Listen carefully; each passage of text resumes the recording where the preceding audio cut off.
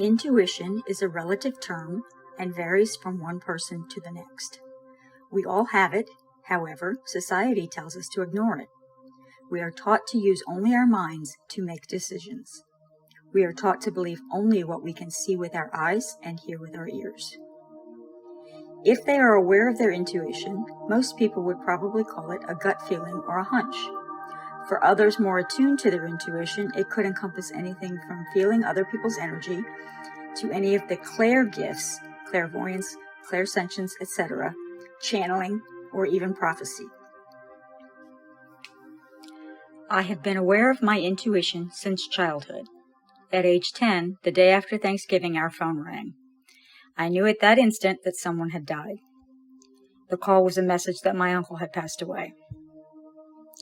I often had a sense of whether a situation was safe or not, or whether a situation would turn out okay or problematic.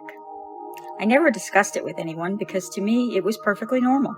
I thought everyone had this skill. As I got older, I realized that it was not something that everyone had or was aware of, and ultimately by adulthood I had pushed it to the far reaches of my mind and stopped listening to it. This led to a very bad marriage and an adult life that was challenging, chaotic, and full of painful loss that left me feeling like I was in a deep, dark hole with no way out.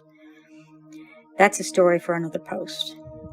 During that time, it resurfaced in regard to my ex-husband and later around my daughter and her situation.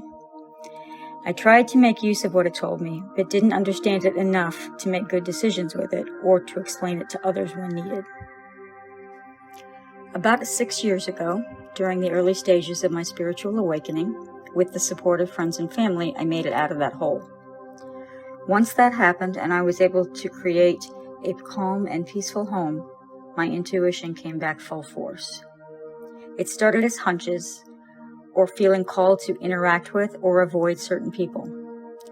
Since then, it has progressed to clear messages coming through dreams and meditation, more on that in another post, as well as the ability to feel others' emotions and energy.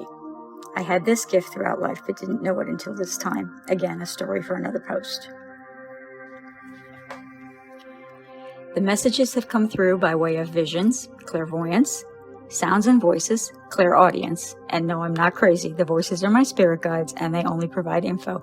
They don't tell me what to do.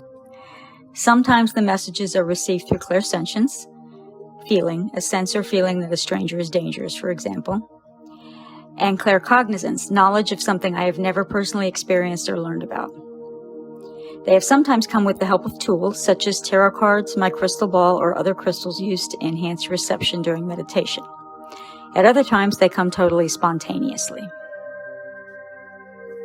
Sometimes these messages are about my life. Sometimes they are totally random and mean nothing to me personally. This is the most recent development in my intuition. Receiving messages is also known as channeling, which implies that those messages are to be shared. I am a channel through which the communication occurs. My theory is that the messages are to be shared to the general public, and those who need to hear them will be guided by their intuition to find them. That is one of the reasons that I created my YouTube channel. I also believe that as I work to further develop these gifts, I will at some point be able to channel for a specific person or group of people as needed. So my friends, if you get hunches or gut feelings, don't discard them. If you have a sense that makes you feel you should go toward or stay away from something, trust it. If you wish to develop it, you have to actively be present in the moment, let go of anxiety, fear, and expectations. Learn to be still by tuning out the world. Meditation is one of the best methods to do this. Quiet time alone in nature is another good way to do this.